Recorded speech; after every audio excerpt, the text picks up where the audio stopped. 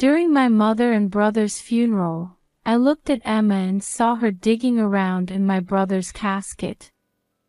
I rushed over to her and said, "Emma, no. They're working on making your uncle look nice. Let's make sure everyone sees how good he looks." When I said this, Emma pointed towards the other side where I was. "You see, that man over there with the blue tie wants me to show this piece of paper to Mommy." Emma held out a sheet of paper folded in quarters to me. I turned around to look, but no one was there. I opened the paper and looked through it curiously, and immediately after that, I ran out of the funeral hall with Emma in my arms. I am Audrey, 30 years old, a single mother with a 4-year-old daughter. I lost my beloved husband in an accident when I was 5 months pregnant. When the police called me and told me about my husband's accident, my mind went blank and I could not move. On that day, my husband woke up at 6:30 a.m. as usual, ate breakfast I made for him as usual, said, "I'm off," to me and my baby with a smile as usual, and headed for work. It was an ordinary weekday morning. The funeral service was held without me being able to accept the reality of seeing my husband who passed away at the hospital. I did not speak or cry, but simply bowed my head to the attendees like a robot. My mother, Lily, and my brother, Sebastian, supported me during and after the funeral. I never had a father. My father died when I was still young, and my mother raised me and my brother by herself. My brother is 5 years older than me and was still in elementary school at the time. He would have loved to play with his friends when he came home from school, but he took over the housework for our mother and played with me so that I would not feel lonely.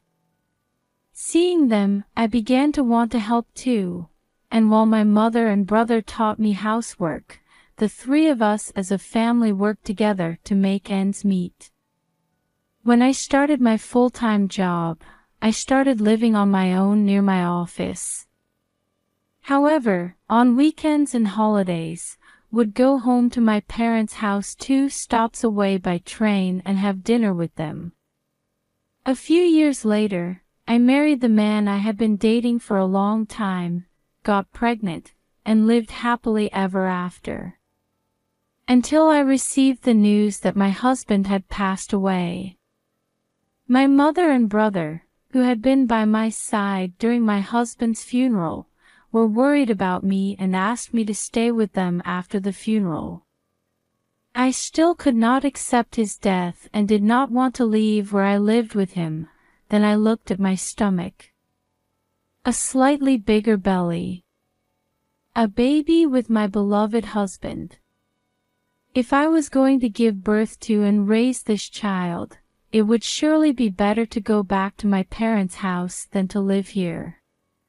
Remembering the way my husband had been talking to my belly ever since I found out I was pregnant, and thinking that I, as the mother, had to be strong, I decided to look ahead and get on with my life. I decided to live with my parents, but there was something that worried me a little. It was my sister-in-law, Isabella. A few years ago, my brother married Isabella, who is 3 years younger than him, and now my mother, brother, and Isabella live at my mother's house.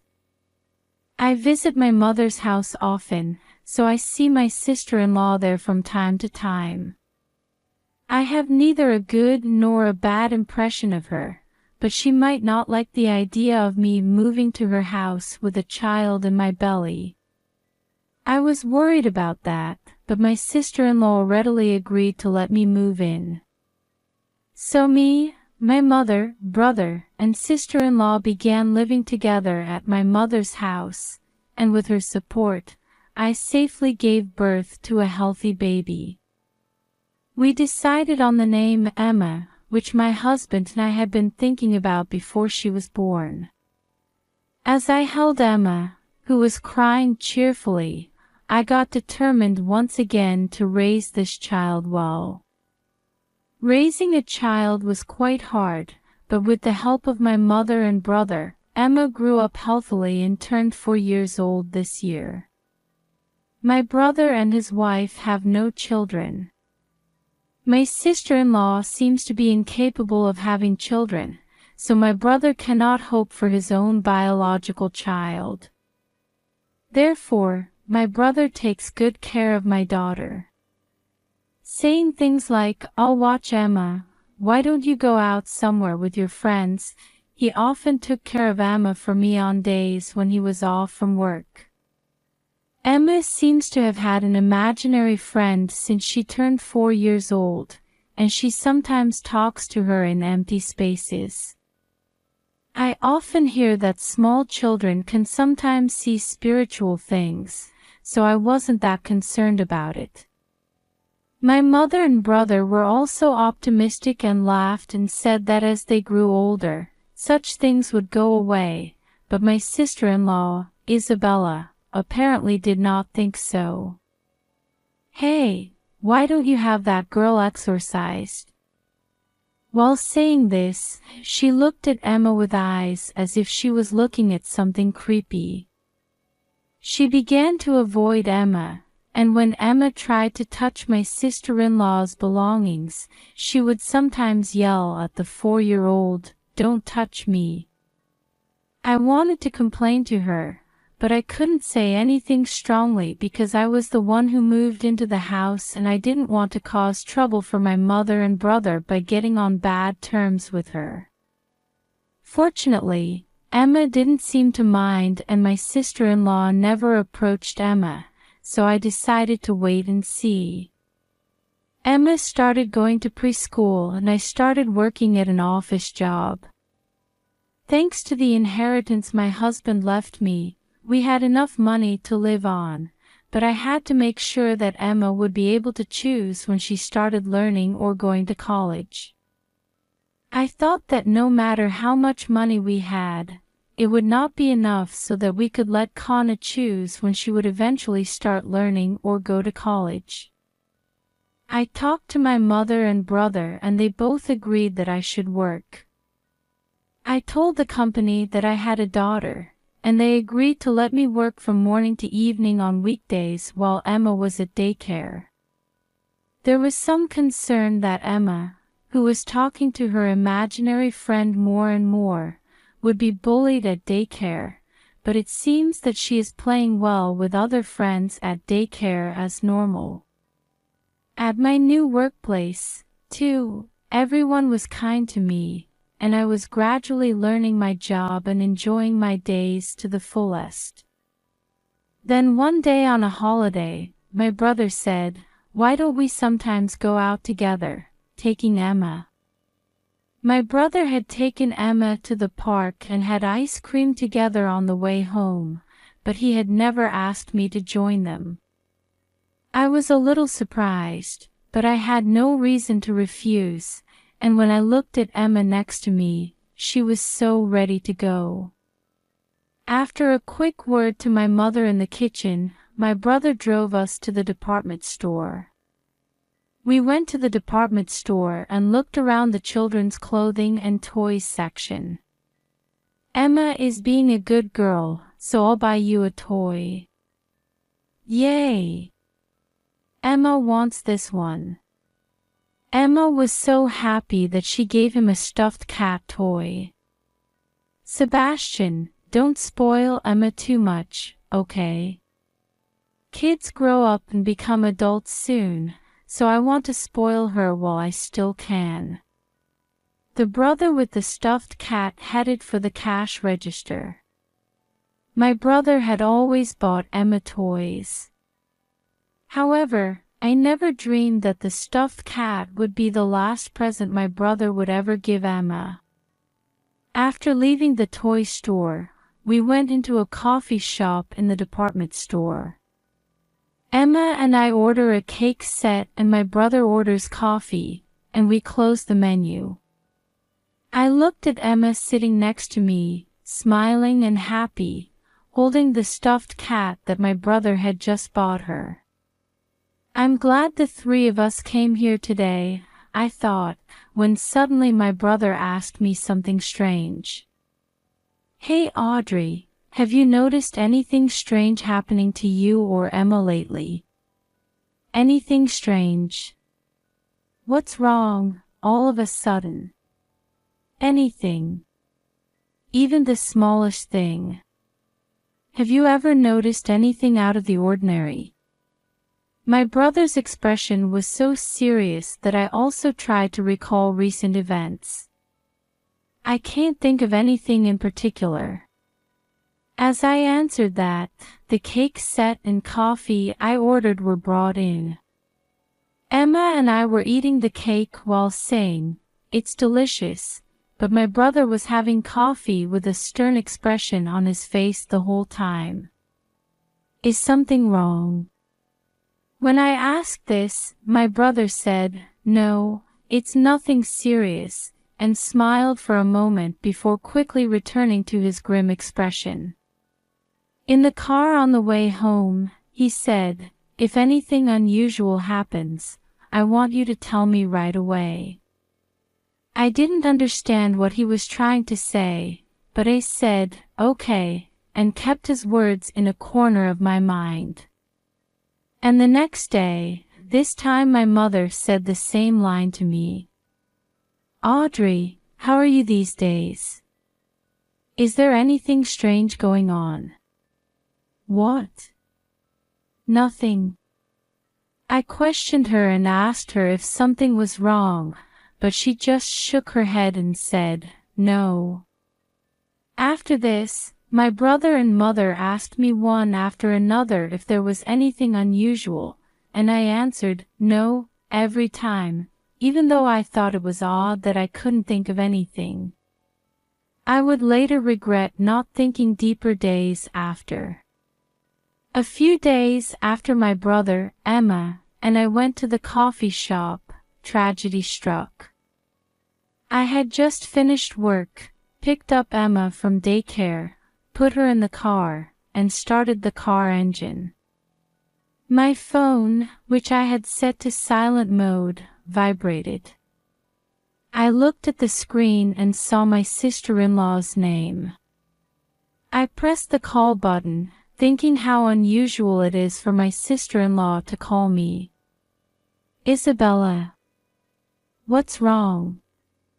"Audrey, I just got a call from the police. I heard that Sebastian and his mother passed away." My mind goes blank. This is the second time I've had this feeling. Somewhere in the back of my head, it calmed me. As I hung up the phone, Emma called out to me, stunned.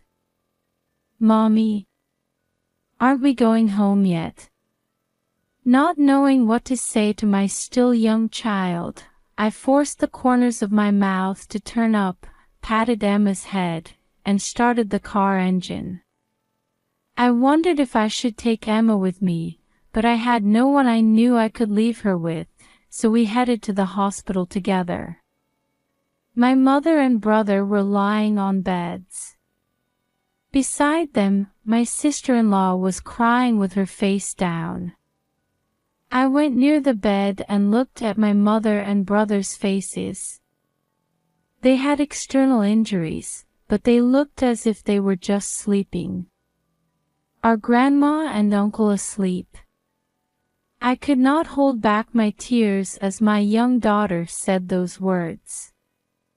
I hugged Emma, who was holding a stuffed cat, and I cried aloud. The next day, I served as a mourner in deep sorrow.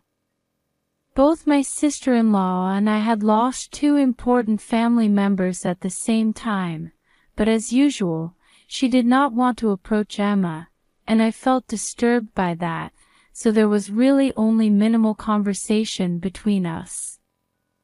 My sister-in-law was looking down the whole time, and halfway through the event, she said she was not feeling well and walked out of the venue. I knew how my sister-in-law felt, so I left her alone.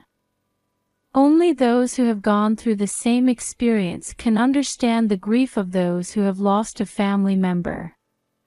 I remember the faces of my mother and brother sleeping in their hospital beds. My husband passed away 5 years ago, and now my mother and brother have also left for heaven. Why are the important people close to me dying one after another? My family is now only Emma. But it is the same for Emma. I have to be strong. I'm her mother. With this in mind, I maintained myself by performing my duties as a mourner in an unassuming manner. During my mother and brother's funeral, I looked at Emma and saw her digging around in my brother's casket. I rushed over to her and said, "Emma, no. They're working on making your uncle look nice. Let's make sure everyone sees how good he looks." When I said this, Emma pointed towards the other side where I was. "You see, that man over there with the blue tie wants me to show this piece of paper to Mommy." Emma held out a sheet of paper folded in quarters to me. I turned around to look, but no one was there. I opened the paper and looked through it curiously, and immediately after that, I ran out of the funeral hall with Emma in my arms. The first sentence, written in his brother's handwriting, was, "The entire inheritance will be given to Emma." The problem was what followed, which was a rambling description of my sister-in-law's misdeeds. She was after my husband's inheritance and had requested me to disappear from the world through the dark web of the internet. The fact that this paper, written by my brother, is in my brother's coffin suggests that my sister-in-law tried to dispose of this paper by burning it along with my brother. If that is the case, does that not mean that my mother and brother died because of my sister-in-law's crime? In other words, she tried to take my husband's inheritance by making me a deceased person, but my brother and mother found out about it, and when questioned, my sister-in-law had no choice but to make my brother and mother deceased. She then tried to keep the inheritance for herself, but she found my brother's will, which contained the inheritance and my sister-in-law's misdeeds, and hid it in the coffin with my brother to destroy the evidence. When I figured this out, my deep grief over the loss of my mother and brother instantly turned to hatred for my sister-in-law. Forcing myself to suppress the raging emotions inside me, I contacted my sister-in-law's workplace and the police. The reason I contacted my sister-in-law's employer was because my brother's will stated that my sister-in-law was going to embezzle company money. My sister-in-law had asked them to make me deceased, but of course the fee was very expensive. My brother is a regular office worker and my sister-in-law works part-time 3 days a week, and they didn't have that much money. So she planned to use her company's money to make me deceased. Her company took immediate action, and fortunately I was able to stop her before she embezzled the money, for which they thanked me. As for my sister-in-law, I have not seen her since she left the funeral home in the middle of the funeral. My sister-in-law's personal belongings remain in the house, and there is not a single sign that she has returned. I am sure she is in such a bad situation that she can't come back to get her belongings. The police are after her, and she probably couldn't pay the money to the scary people, so she must be in danger. When I think of my mother's and brother's faces, I feel a fierce anger toward my sister-in-law, but at the same time, I feel sorry for my mother and brother. My mother and brother have gone to heaven instead of me. My sister-in-law was trying to take my life. I wish I could find my sister-in-law and make her suffer the same as my mother and brother. But I am sure that neither my mother nor my brother would want that. And I can't let Emma be alone. No matter how much I hate someone, I must put my daughter's happiness first. I suddenly remembered what Emma had said at the funeral home. The man with the blue tie over there is telling me to show this paper to Mommy. Emma pointed to the place where no one was there. The blue tie, it was probably the one I had given to my husband as a gift before he died. On the morning of the day he died, he wore that blue tie and left the house with a smile on his face. I guess he is still watching over Emma and me.